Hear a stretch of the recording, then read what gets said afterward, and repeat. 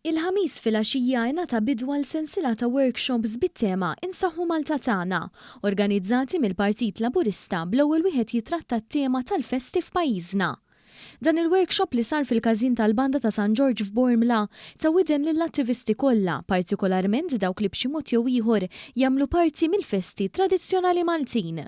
Preżenti man-nies kien hemm il-Prim Ministru mexxej Laburista Roberta Bela li fil-bidu u fl-aħħar tal-attività għamel l-intervent tiegħu u qal li l-idea wara din l-attività li titratta s-suġġett tal-festa Maltija għax dan hu gvern li jemmen fi tradizzjonijiet Maltin, il-volontarjat, l-identità unika li għandna aħna l-Maltin u dak kollu li għandu x'jaqsam mat-tagħlim tal-mużika. Fil-fatt il-Prim Ministru hawnhekk aċċenna li l-volontarjat f'dan il-qasam għandu jiġi rikonoxxut kif persuna qed tagħti il-ħin tagħha biex ittejjeb il-komunità. Huwa grazzi għal nies bħalkom illi tagħtu mill-ħin liberu tagħkom biex ittejbu l-ħajja tal-komunità. U hawnhekk illi naċċenna fuq l-element importanti tal-volontarjat. X'inhu l-volontarjat? Illi inti qiegħed tagħti l-ħin tiegħek biex ittejjeb il-komunità.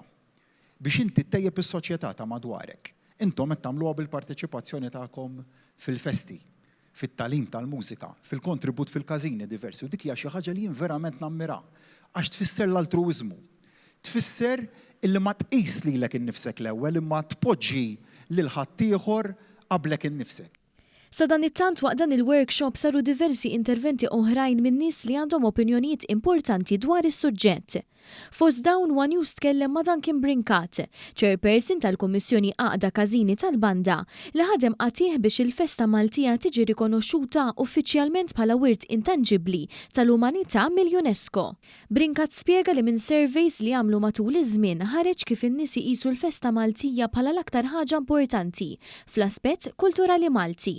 U għalhekk l-idea tal-applikazzjoni biex il-festa tiġi rikonoxxuta mill-UNESCO ġiet xprunata minn dan. Bl-idea illi mhux biss nuru l-importanza ta' din il-festa, imma anke li flimkien nissalvargwardjaw dak li verament isa wara.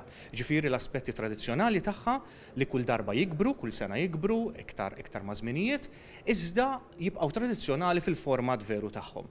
U dan wassalna biex flimkien naħdmu, nistgħu ngħidu komunità kbira ta' persuni ma' Malta u kollha li jaħdmu għal din il-festa importanti.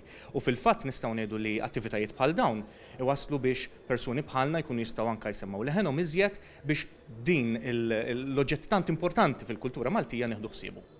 Sandro Borx li fl-intervent tiegħu tkellem dwar il-fondi li nataw lil każini u l-istituzzjonijiet oħrajn li għandhom x'jaqsmu mal-festi Maltin u Għawċin, enfasizza l-fatt li attivitajiet bħal dawn huma kruċjali biex wieħed isemma leħnu.